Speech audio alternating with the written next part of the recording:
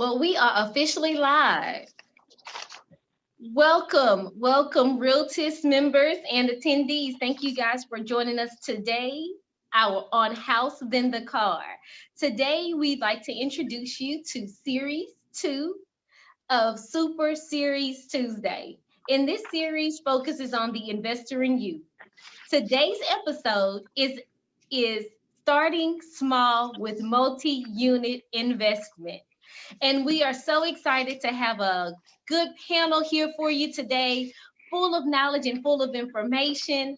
The last time we had some individuals on the last series, they said, where are the lenders? Where are the lenders?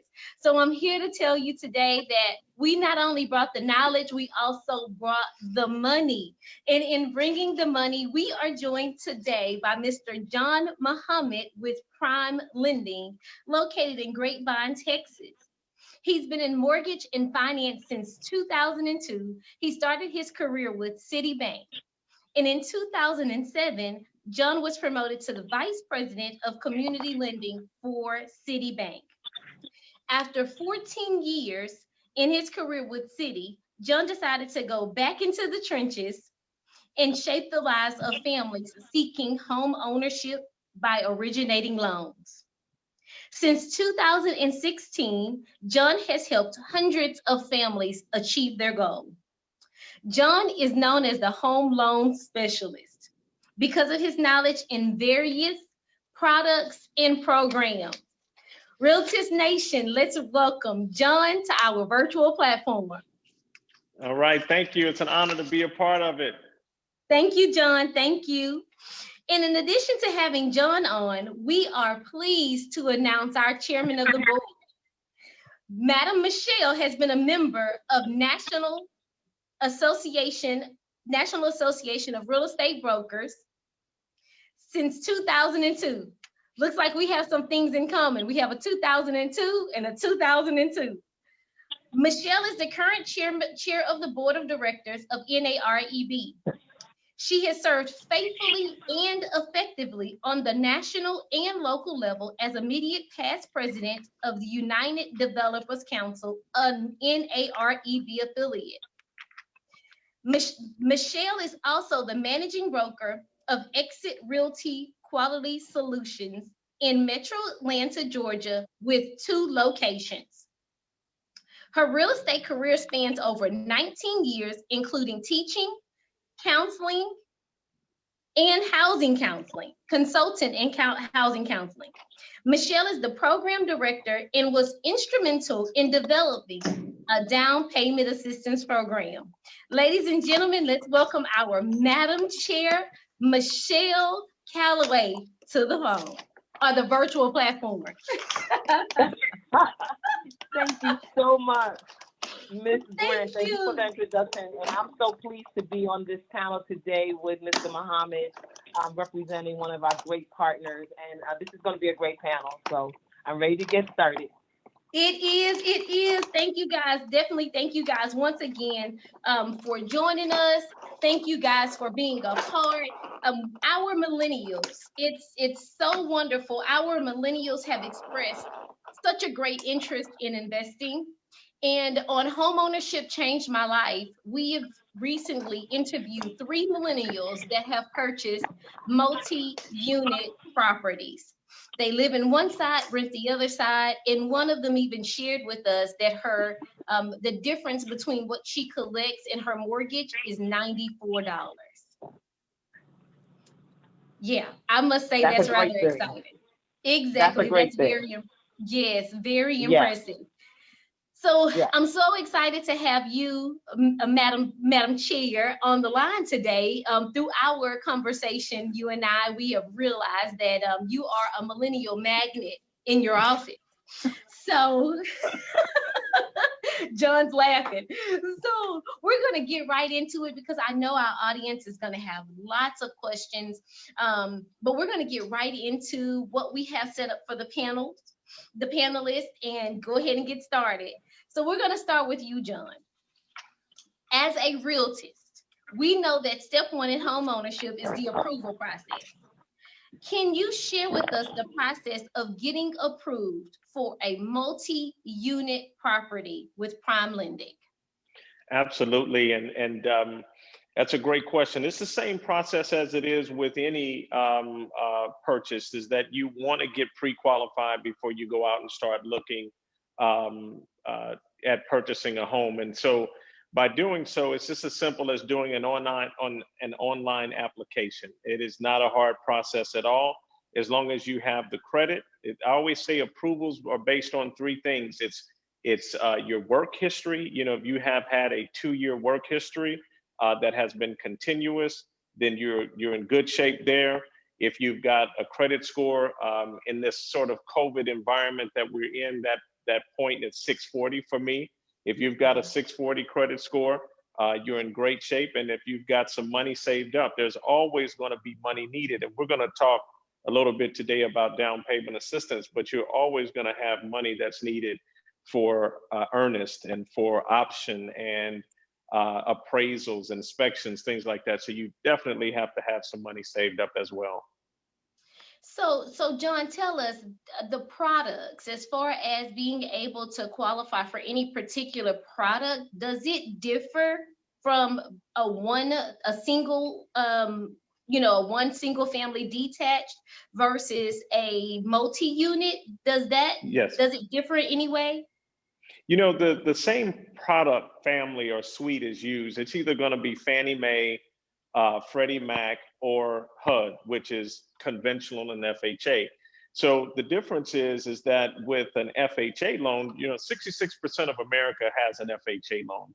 FHA, I would say, out of the two families, is going to be the easiest way for someone to purchase a multi-unit because you can buy a 2, 3, or 4 unit property and put down 3.5%, which is phenomenal, right? You can buy a multi-unit home, put down 3.5% using FHA.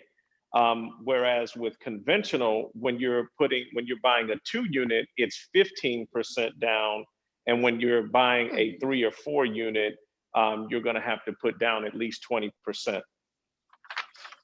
Okay, John, one more time. So FHA 3.5%. If you're going to do conventional, it is a down payment of, you said 15%? 15% minimum if you're doing a conventional on a 2-unit.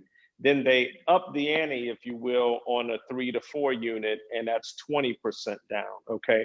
And it is harder to qualify for a conventional loan than it is FHA.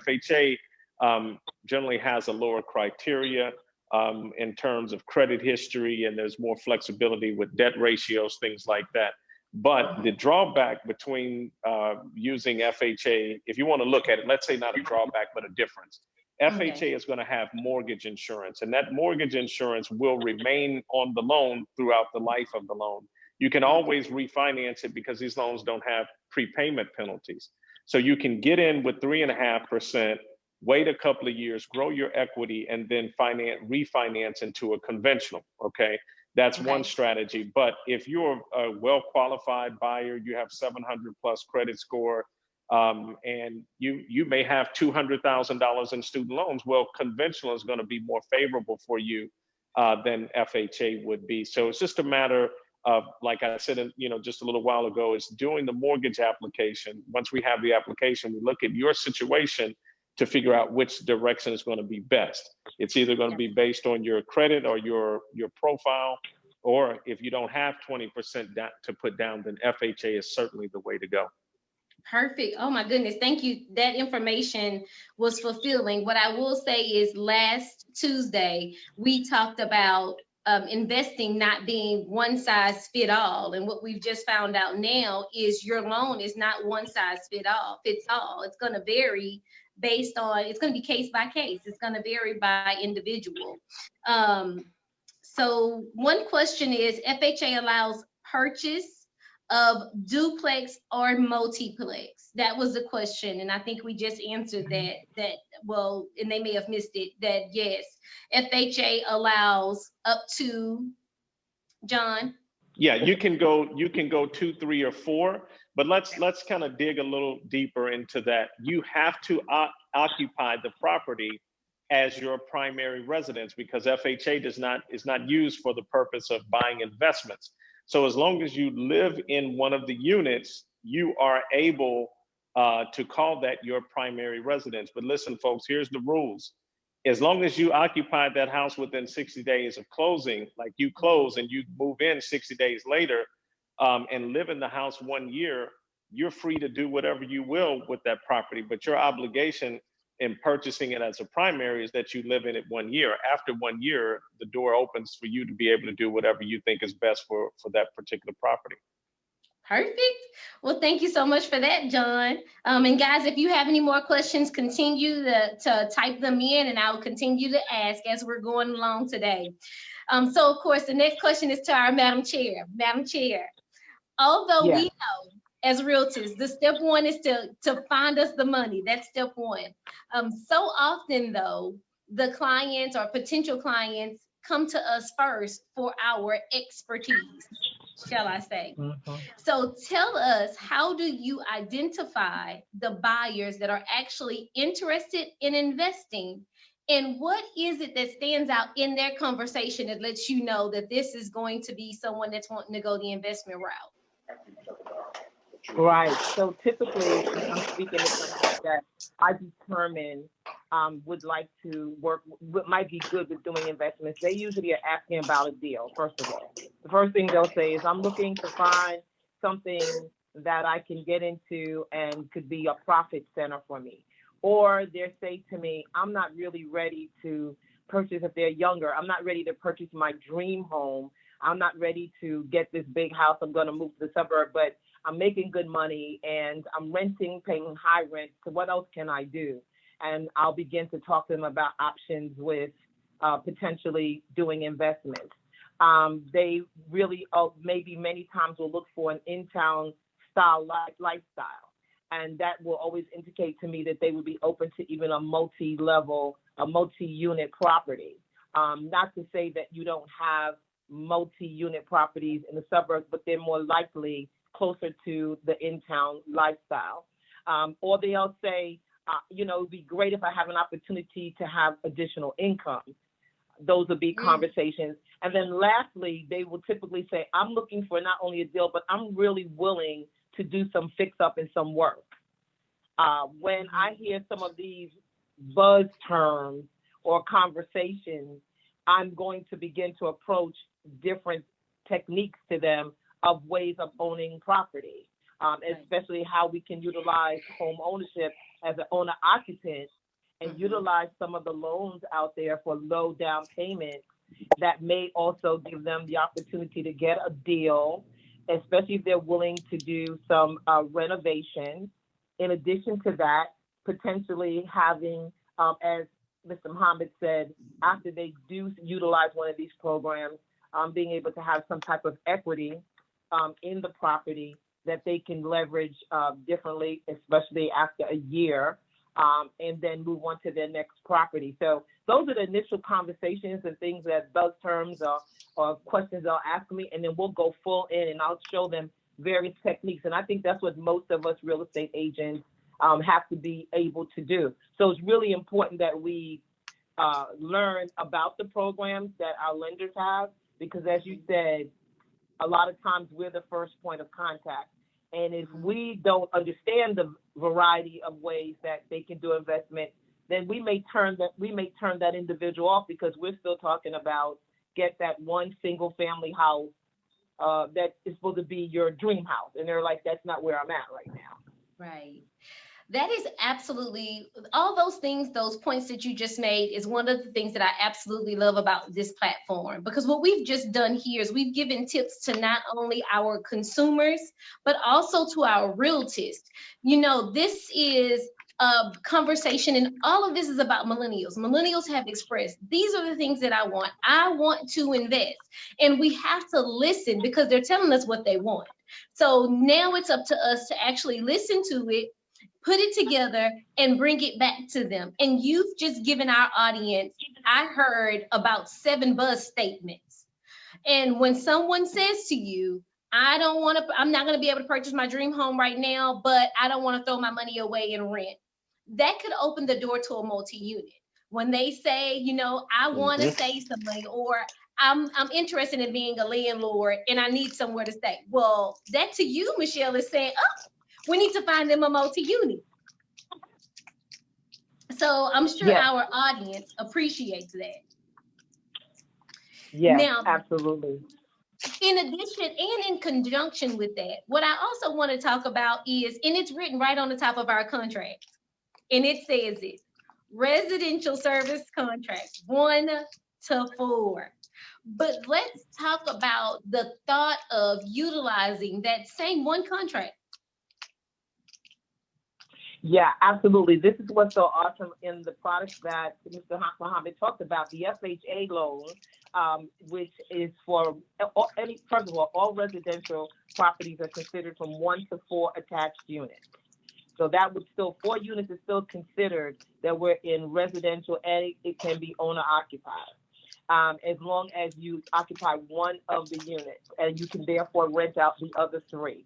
So what's so great about the FHA product, it's only 3.5% down, and you can utilize that to purchase up to 4 units connected. Now, we use the same contract as real estate agents and clients. We use the same contract for 1 unit as we use for 4 units. We have the same contract because it is basically considered like one for the purposes of a loan, for the purposes of the contract. They are connected. And what I love about the FHA product so much with the 3.5% down is many times when you're buying the multiple units, there may need to be some work done because first of all, you're now going to not only be an occupant in one, that's the one you live in, but you have, if you buy a 4 unit, you have 3 other units that you will have tenants in, and they will have to have a certain level of qualifications that you allow your tenants to live in. So let us say you find this great deal. That's the first thing you ask for. But there needs to be a little work. Well, the awesome thing about the FHA 203K is that in that loan, still 3.5% down, it does allow for funds to be allocated within the loan to do the renovation. That would include those rental units and the unit you're living in. And you're still only in 3.5% down payment on the total amount of the property. And also there's an allotment of repair money that would be a part of that loan that is to be used after closing, not prior, after you close, to repair all of the units that are necessary. And so there's a process. Of course, you need guidance with a specialist in the mortgage company that understands this loan, and your agent that understands how to put this deal together for you, how to help you, because you have to do things like have you have to have estimates done by certified, approved contractors that the mortgage company does. And so all part of our real estate contracts for my agents as well as our consumers out there, this all goes into the timelines in that same residential contract from 1 to 4 units. It's just that we have to think in terms of 4 units now, not 1. So you must have a very skilled realtor to do this, as well as your mortgage company. Yep. But we will. And Madam Chair, contract. Yes. And let me add on that in terms of like as you spoke about improving the property. So if you're buying a 3-unit property and it's 300,000 and that property needs repairs, and those repairs are estimated at 50,000. So what we do is we will, if the home is going to be worth it, we have our appraiser actually give us an end value, right? So we're going to say, oh, all right, this home is worth 350 if it were repaired or fixed up to the point that it needed to be. And so we base our loan off of the estimated end value. So it would be 3.5% of 350.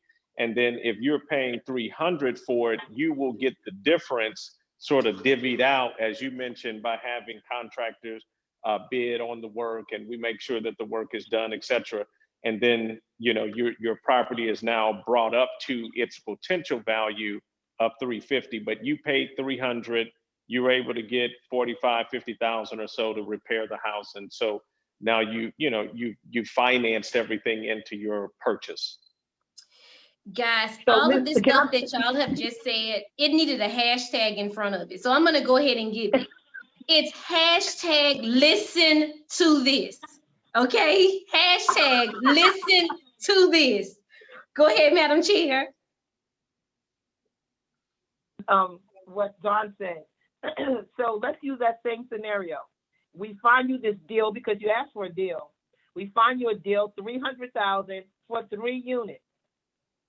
We get the estimates. You only need $50,000 in repair on all 3 units. So that's $300 to purchase, $50,000 for the repairs.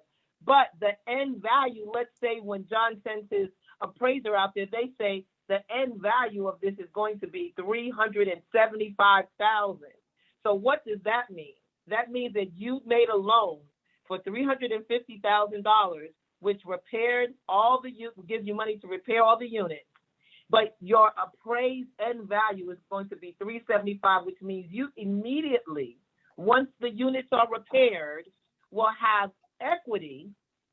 That means more. You have the house is worth more than what you owe, $25,000 equity immediately, as well as 1 unit for you to live in that's renovated, and 2 units that you've renovated to have tenants in. And if we've done this properly, those 2 units pay for your unit. So you're not paying any rent.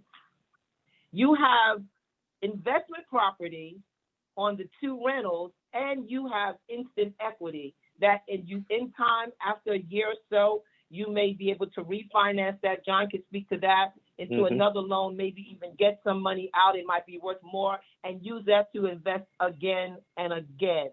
So this is just hashtag, what is it? Listen to this. Listen to this.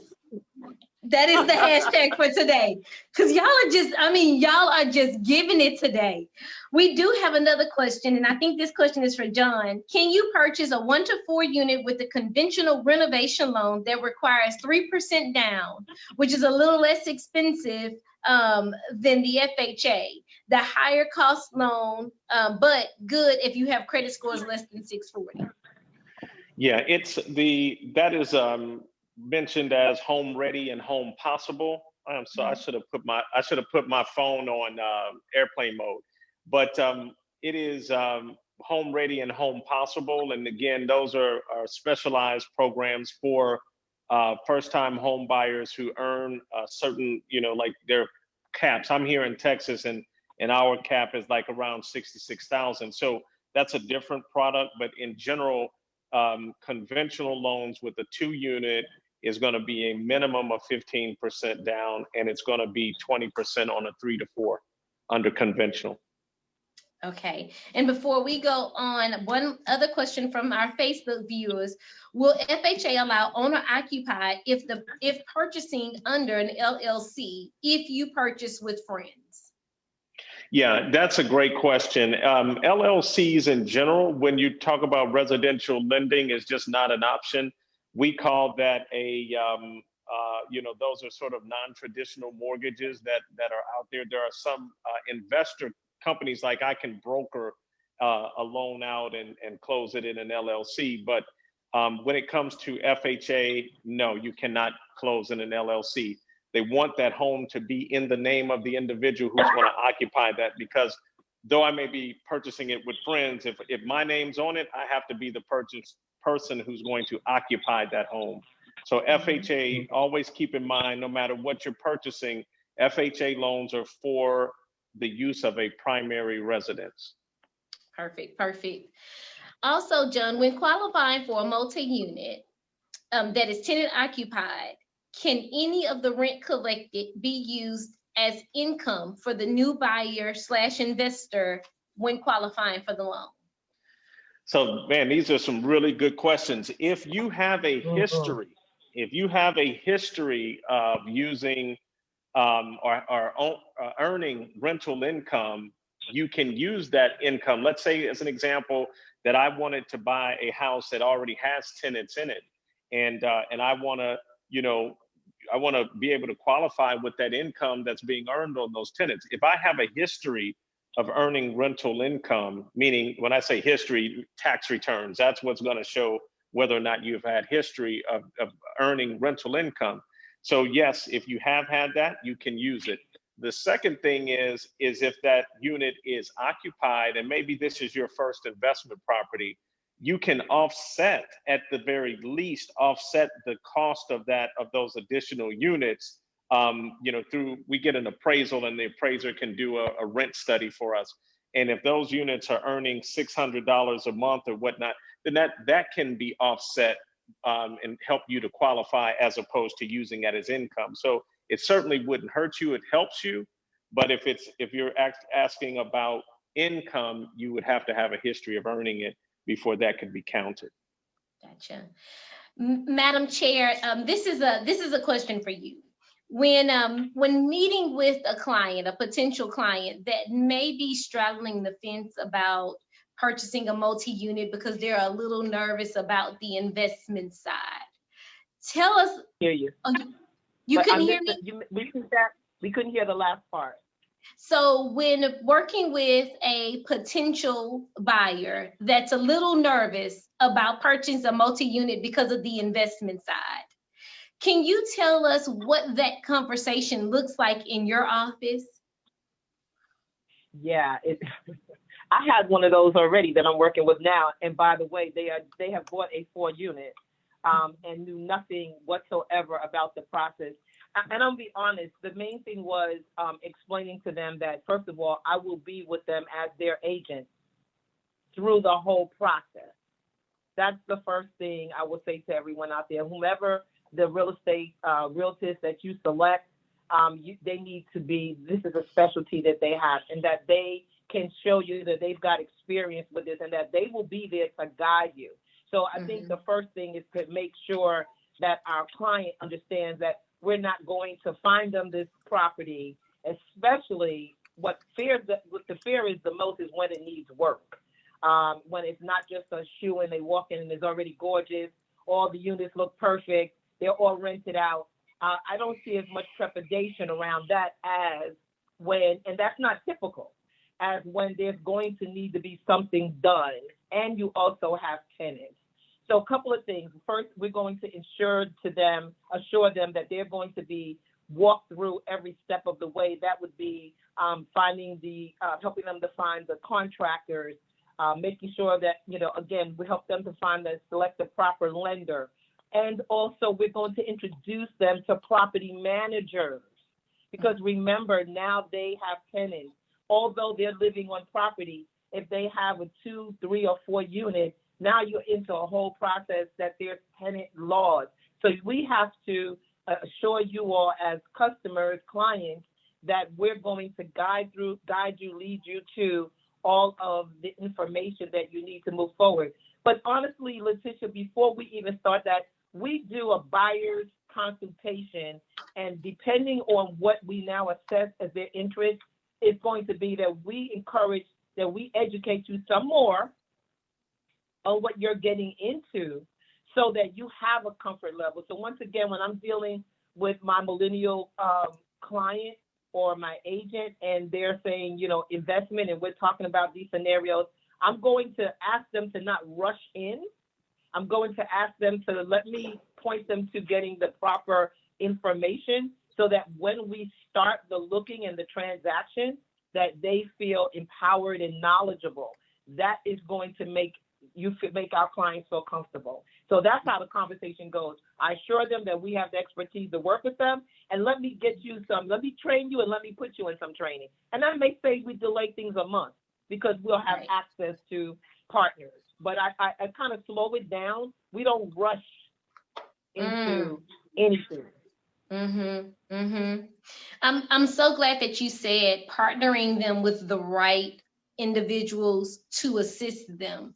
Oftentimes people you're afraid of the unknown. So they're walking into uncharted territories. So they don't know anything about investing. So now here you are, the realtors with the mostest, the millennial reader, and you're able to work with them. You're partnering them with a lender, which is a specialist in their group. And then we even talk about property management, which seems to, and you know, I don't even know why I overlooked it when putting together this series, because it's probably important that we bring that in as well to talk about the role that a property manager plays in this investment spectrum, because they play a large and a heavy role as well. We often in my office, we do property management as well. And I tell you, if you're looking for some fun, you better enter into property management. I said, if you're looking for fun, you want to enter into property management. Now, John, we have one other question for you. Let's discuss down payment assistance and if it can be utilized when you purchase a multi-unit property. All right, that is a great question, and the answer is yes. Right, I talk a little bit about, you know, Madam Chair is down in Atlanta, right, and so I think Housing Authority of Cobb County, you can't use it, but there's another program I think called DCAV can be used. Are you impressed with my knowledge about Atlanta? Yes, I am so impressed. But and so it can be used in Atlanta, and I'll throw a selfish plug in there that I am licensed in most states in the United States to do mortgages. But you know, here in Texas where I am, we have 4 statewide programs, and 2 of them allow for multifamily. Some may be a little bit more restrictive than others. Like one of our programs here in Texas is it can be used on a 2-unit, but not 3 or 4. Okay, then one of the programs actually allows a 3 or 4. So it really just depends on the entity that is granting the money, and so they have their rules. But I would tell you that money is out there. There is down payment assistance money out there for multifamily. And then to go back to a previous statement, when you use a home buyer program like a down payment assistance program, you're going to do education that's going to help you become familiar with becoming a homeowner. But then there is also a landlord course that is often required for you to get knowledge on you know, how to handle being a landlord. It is a new endeavor. So, you know, when you're becoming a first-time home buyer and a landlord at the same time, they really want you to be educated on both. You know, absolutely. I'm going to add one more hashtag to today. And this hashtag is fearware. Fearware. Why am I saying that? Because we've just pretty much told you that you can do FHA with 3.5% down. And then we've told you now that you can add down payment assistance to that. If there is something that you don't understand, that is the role of your realtist. And if you need any other assistance, the realtist will partner you with whomever you need to be partnered with. Hashtag fearware. Why is there any fear? Madam Chair, why? Should not be any.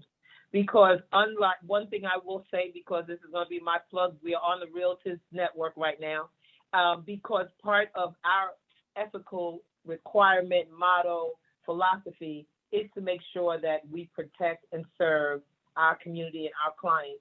So it is our job as the realtors, as the professional on the real estate side in this transaction, to get you, as Madam Grant said, partnered with the right people. So you fear not.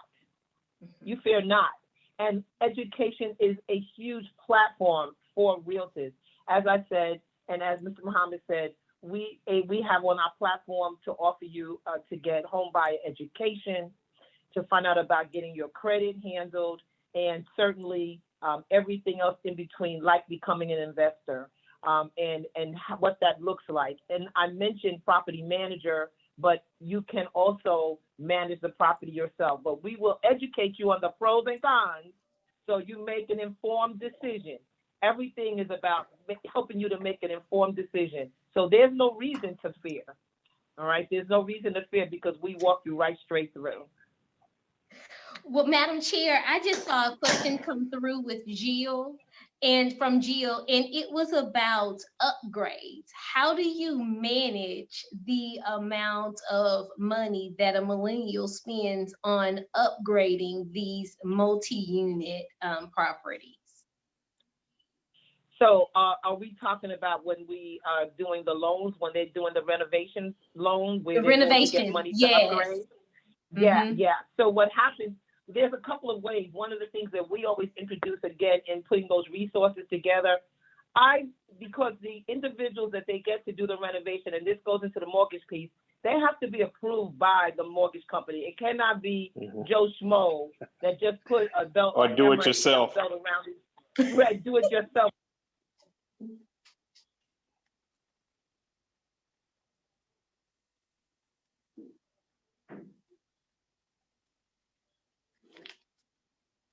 Then I will also introduce to the client utilizing a general contractor. And what a general contractor does, and they would need, again, to be approved by the mortgage company, they are basically an overseer, and they will manage all the other contractors, the painters, the roofers, whatever, the plumbers, whatever are the entities, the crafts that are needed to do the repair in the house.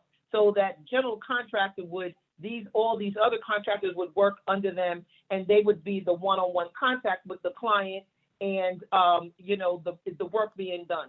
Whereas when you have maybe smaller projects that maybe need just some cosmetic things, you will be able to, find the individual contractors for that. Again, the role of the realtor is to put you in touch with several of those to help make informed decisions to give the proposals to the mortgage company.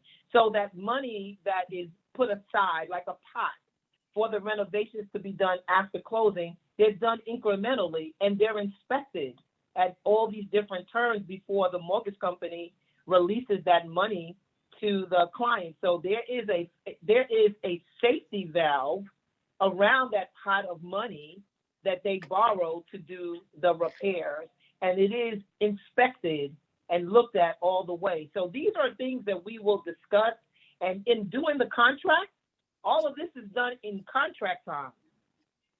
And they cannot get that loan until all of those proposals are put through to the lender, and the lender approves it and gets the appraisal.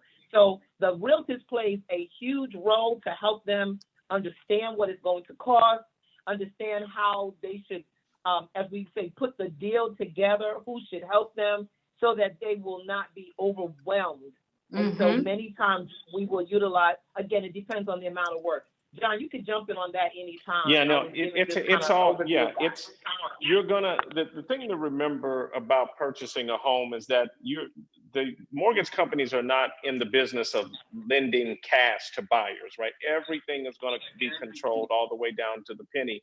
You're not gonna walk away with cash in hand. It is going to be managed. They're going to make sure that you're using a contractor and not a good friend, or not, we all had that family member or that friend or family member that knows somebody who does repairs, right? And so that type of an individual may not be able to be used, but if they're licensed and they can be approved and they show that they've got, in a lot of cases, these contractors will have to go ahead and fund some of the reconstruction and then get reimbursed. So you want to make sure that you're working with reputable contractors that are giving you good bids, and that everything is above board. And if you do that, you're gonna, it's gonna work out well for you. But the idea of that program is to help bring the property value up and put you in a better situation. Now, Madam Chair, I have a message here from Facebook. Carl stated, we need this presentation in all minority communities. How would you like to provide that? Madam Chair, how would you like to address that from the NAREB's perspective?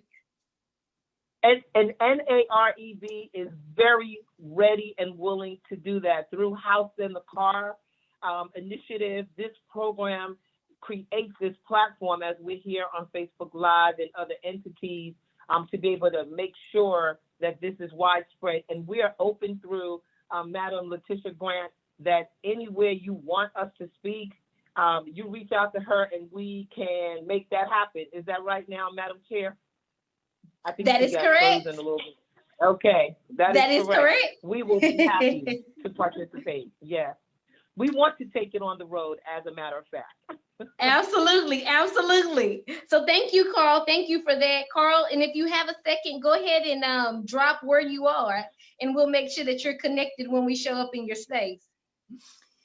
We have another question from Priscilla, and it says, can you have with co-borrowers with each living in a separate unit, owner occupying those units when purchasing a multi-unit?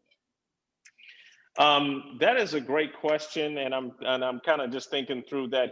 Here's what I would say is if you've got two people on the loan, right? They're both on the loan together, and one's going to occupy the other, then certainly that works because you're buying the house as a co-borrower, as co-borrowers, and as long as those co-borrowers are occupying the property, then certainly that situation works. Yeah. Mm-hmm. Perfect. Absolutely. Go ahead, Madam Chair. Okay. I agree, and that's a great strategy. That's a great strategy for family members, brothers and sisters, whatever, moms and daughters, whatever. That would be a great strategy for families that want to stay together generationally, let's say, but have their own, as they used to do in the old days, have their own space, but yet they're together, but they all come together on the loan to qualify and really handle that payment. They both have ownership. They'll both be on title. They're not a tenant and an owner. That would be a great strategy for families to think about. Great strategy. Absolutely. Yeah. Absolutely. Absolutely. And let's kind of talk through, we're kind of talking about building our wealth, right? And one of the things that I've done in my lifetime is I've owned 3 properties.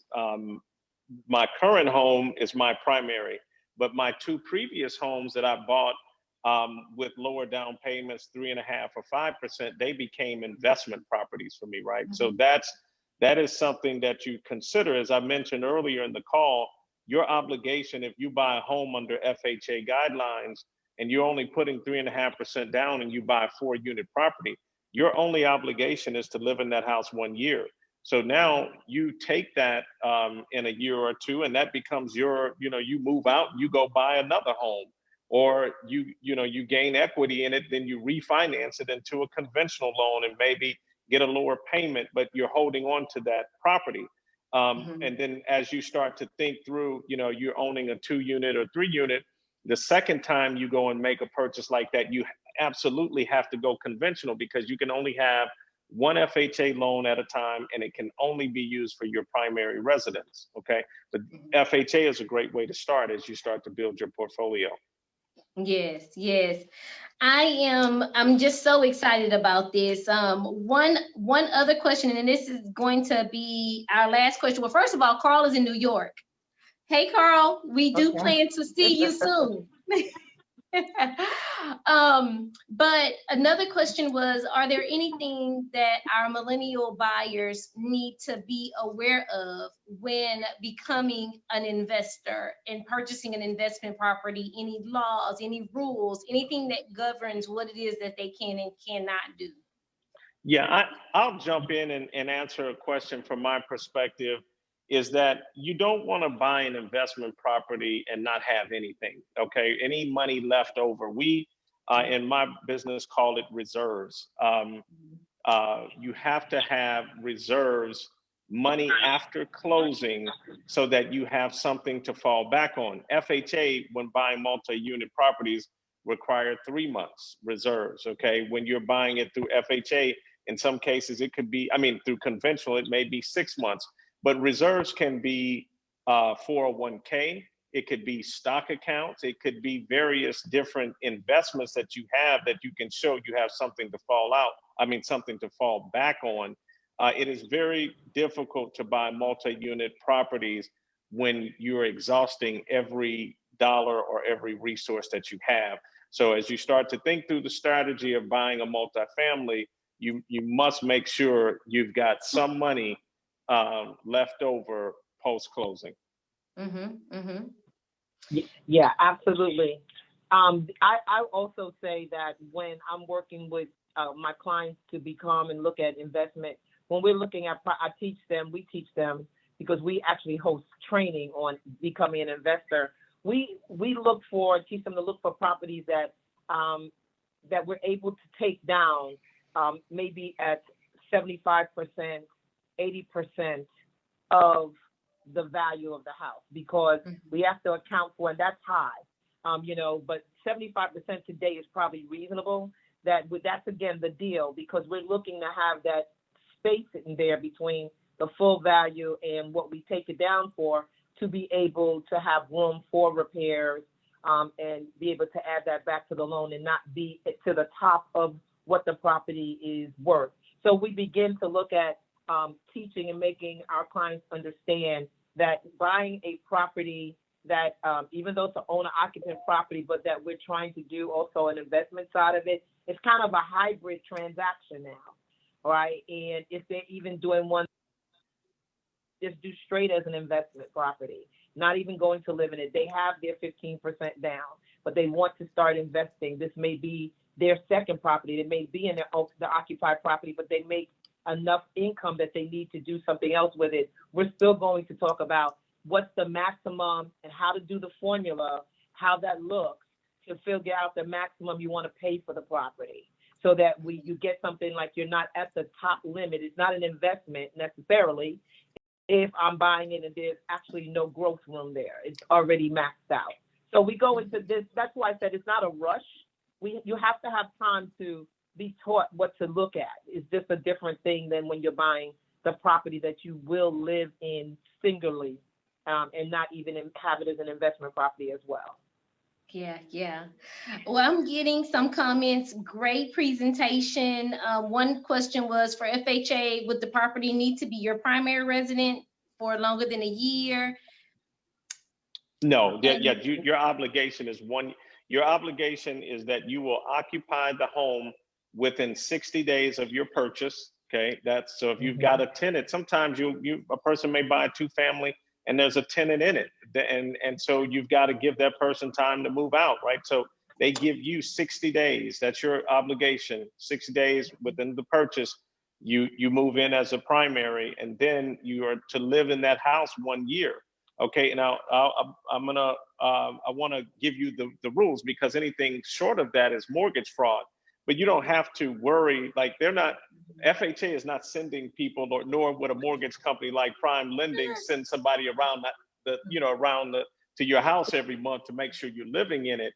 But the idea is to keep people away from failing and causing foreclosures. So if you stop paying your mortgage on time, then somebody's going to come knock on your door to see what's going on.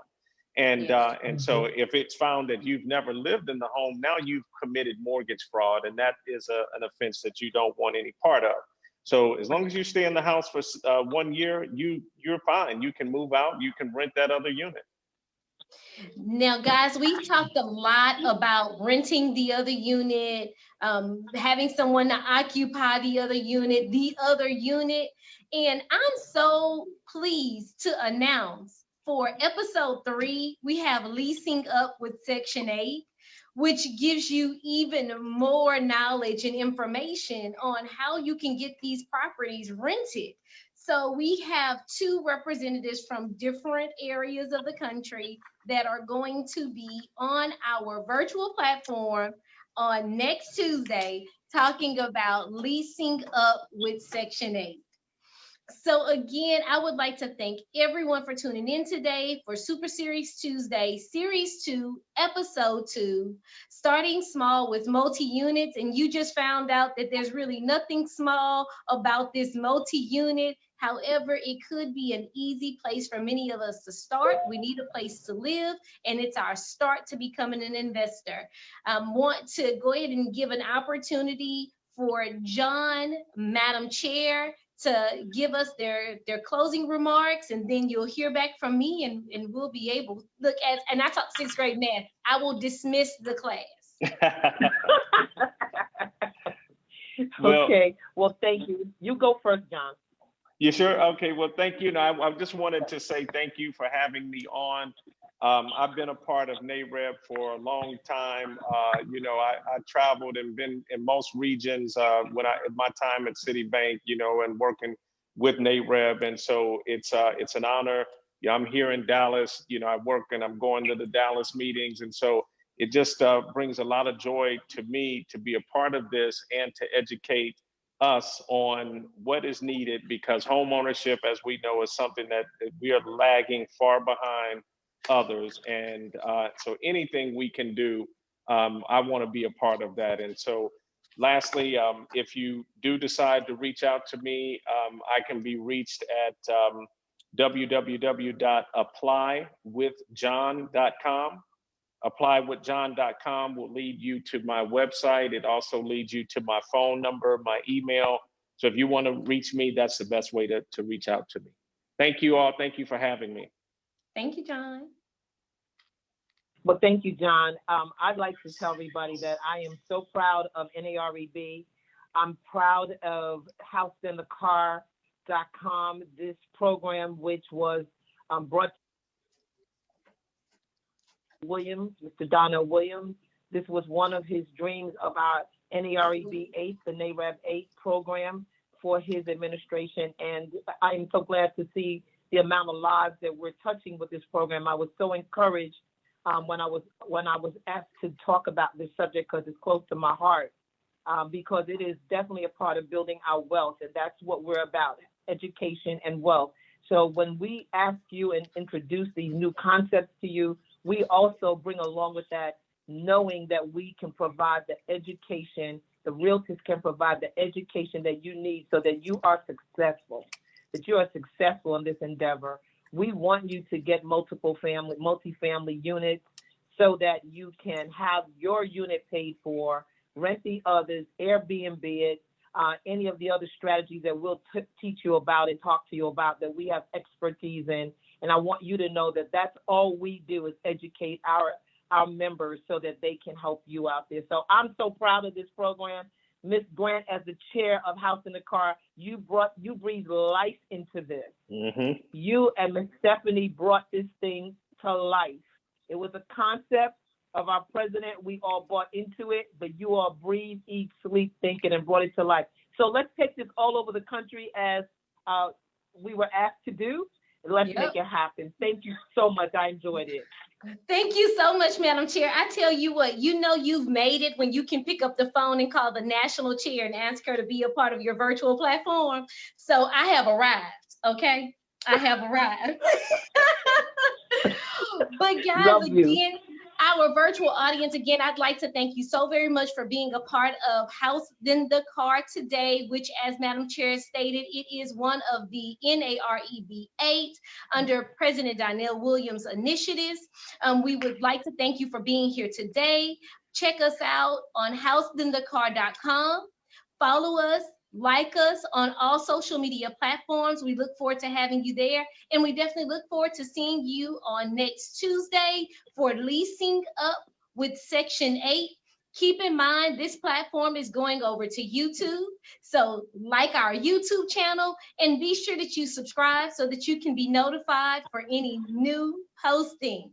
Thank everyone again. I look forward to seeing you all next week. Again, I am Letitia Grant, the chair, signing off.